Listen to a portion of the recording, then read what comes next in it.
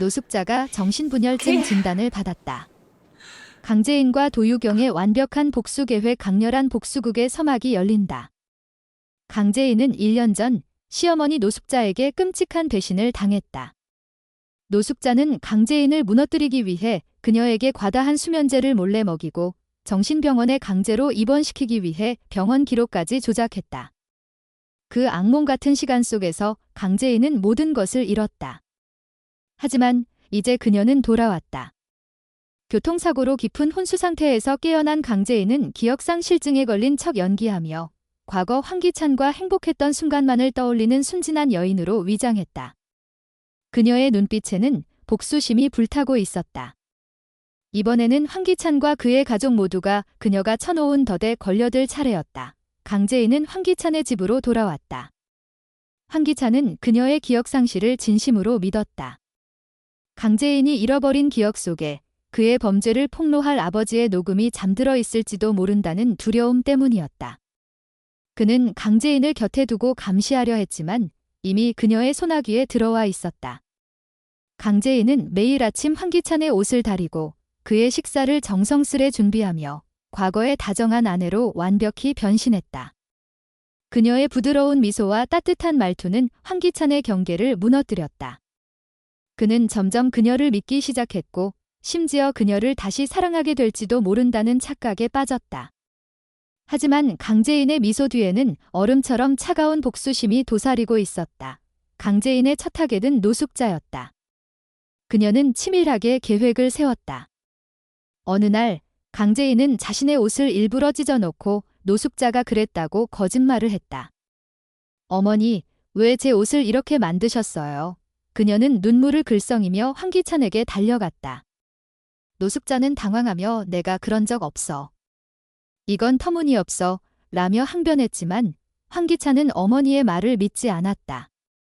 어머니, 요즘 왜 그러시는 거예요? 재인이 얼마나 속상하겠어요. 그의 목소리는 날카로웠고 노숙자는 말문이 막힌 채 분노를 삼켰다. 강재인은 속으로 미소를 지었다. 그녀의 계획은 시작에 불과했다. 며칠 뒤 강재인은 또 다른 함정을 준비했다. 부엌에서 음식을 태우고 노숙자가 요리를 하다 깜빡하고 불을 끄지 않아 화재가 날 뻔했다고 소란을 피웠다. 연기가 자욱한 부엌에서 그녀는 놀란 척하며 말했다. 어머니가 요리를 하시다 잠드신 것 같아요. 너무 위험했잖아요. 노숙자는 다시금 결백을 주장했지만 황기찬과 그의 자녀들은 그녀를 의심의 눈초리로 바라보았다. 어머니, 요즘 좀 이상하시지 않나요? 황기찬의 딸이 조심스레 묻자 노숙자는 억울함에 몸을 떨었다. 하지만 아무도 그녀의 말을 귀 기울여 듣지 않았다.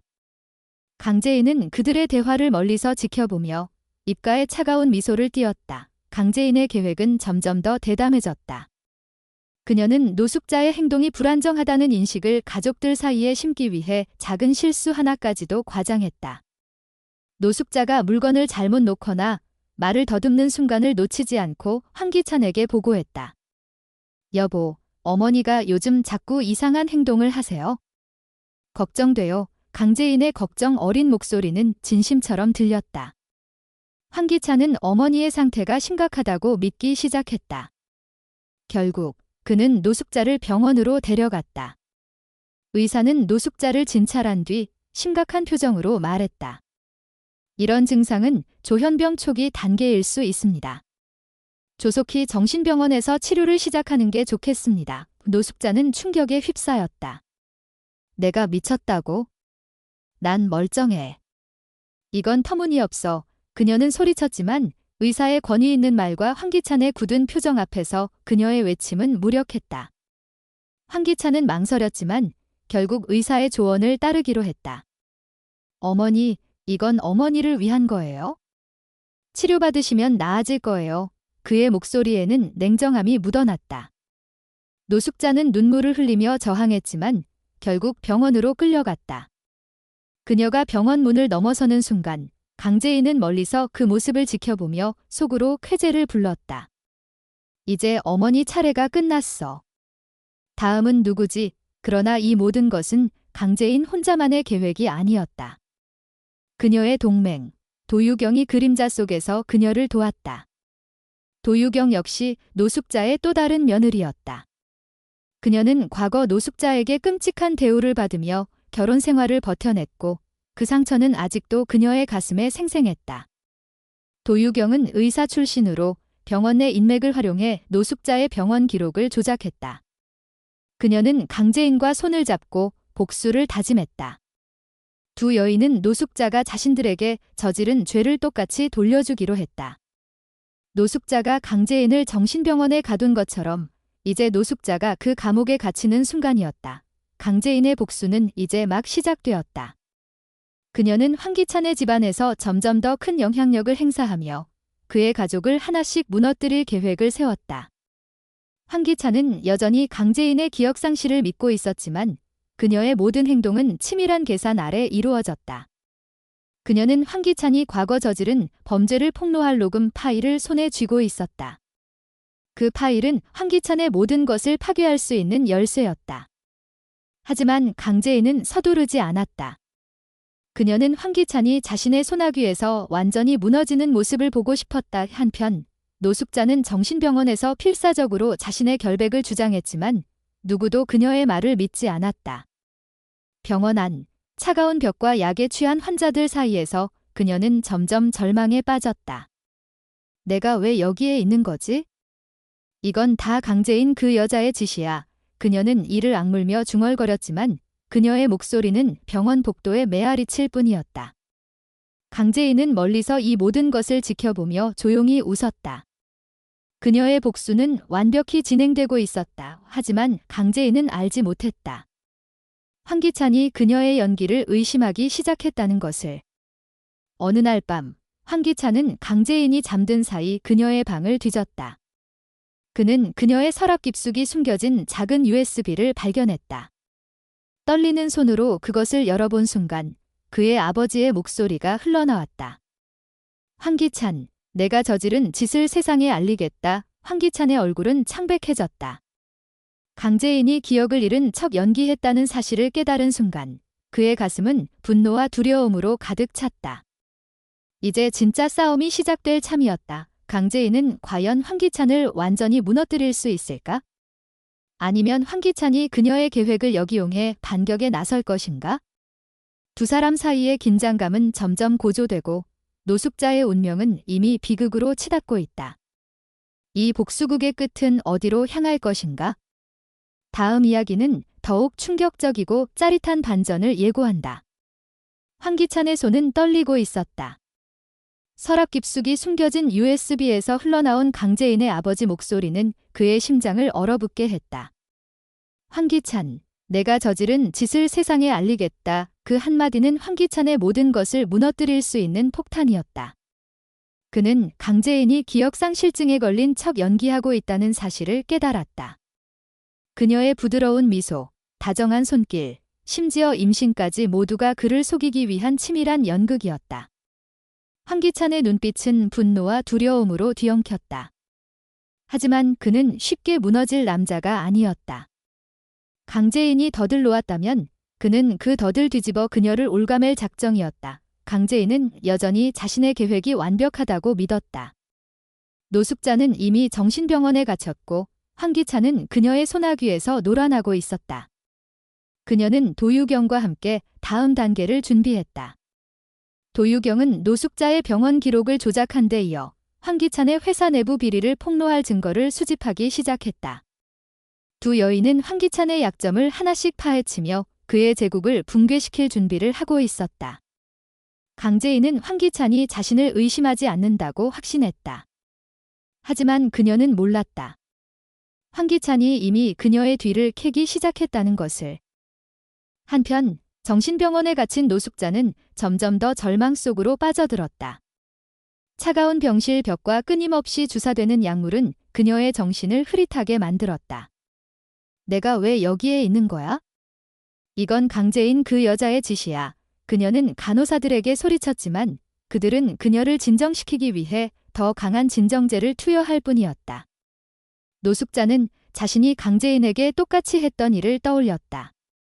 7년 전 그녀는 강재인을 정신병원에 가두기 위해 수면제를 과다 투여하고 병원 기록을 조작했다. 이제 그 죄의 대가가 그녀를 올가매고 있었다.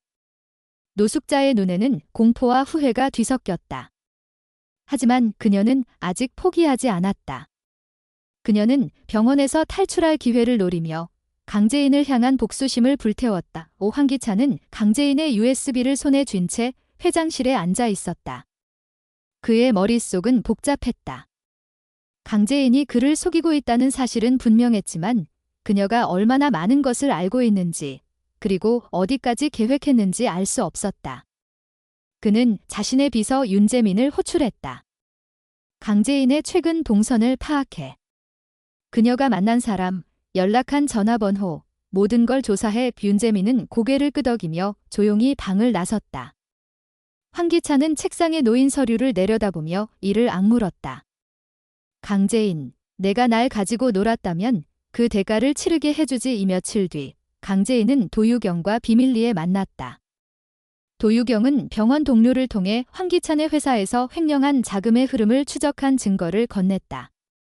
이거면 황기찬을 법정에 세울 수 있어. 그의 비리와 관련된 계좌 내역, 그리고 김도윤과 패트릭 정이 연루된 사건까지 전부 여기 있어. 도유경의 목소리는 단호했다. 강재인은 서류를 훑어보며 미소를 지었다.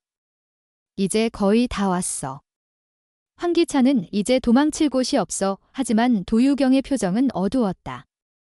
재인아, 조심해. 황기찬은 만만한 상대가 아니야. 그가 눈치챘다면 우리 계획이 위험해질 수도 있어. 그날 밤 강재인은 집으로 돌아와 황기찬과 마주했다. 그는 평소와 다름없는 미소를 띠고 있었지만 눈빛에는 날카로운 기운이 감돌았다. 재인아, 오늘 좀 피곤해 보이네. 어디 다녀왔어? 그의 질문은 부드러웠지만 강재인은 순간 등골이 서늘해졌다. 아, 그냥 병원에 다녀왔어. 몸이 좀 무거워서. 그녀는 태연히 대답하며 그의 시선을 피했다. 황기찬은 고개를 끄덕였지만 그의 손은 주머니 속에서 USB를 만지작거리고 있었다. 그래, 몸조리 잘해. 우리 둘째도 생각해야지. 그의 말끝에는 미세한 조롱이 묻어났다. 강재인은 그를 힐끗 바라보았지만 아무 내색 없이 미소를 지었다. 다음 날 황기찬은 윤재민에게서 강재인의 동선 보고를 받았다. 강재인이 도유경과 자주 만났습니다. 도유경은 과거 노숙자 여사님의 며느리였고 현재 병원에서 근무 중인 의사입니다.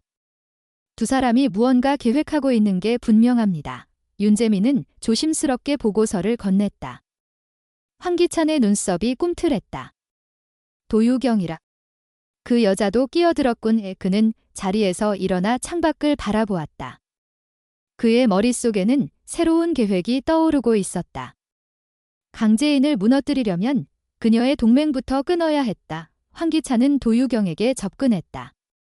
그는 도유경의 병원으로 찾아가 단도직입적으로 물었다. 도유경 씨, 강재인과 무슨 일을 꾸미고 있는 건가? 도유경은 당황했지만 침착함을 유지하며 대답했다. 무슨 말씀이신지. 저는 그냥 재인과 오랜만에 만난 것뿐이에요. 하지만 황기찬은 그녀의 떨리는 눈빛을 놓치지 않았다. 도유경 씨, 내가 당신 과거를 얼마나 잘 아는지 잊었나. 당신이 병원에서 저지른 일들, 내가 덮어준 거 기억하지? 도유경의 얼굴이 창백해졌다. 황기찬은 그녀의 약점을 정확히 짚었다. 강재인과 손을 끊어.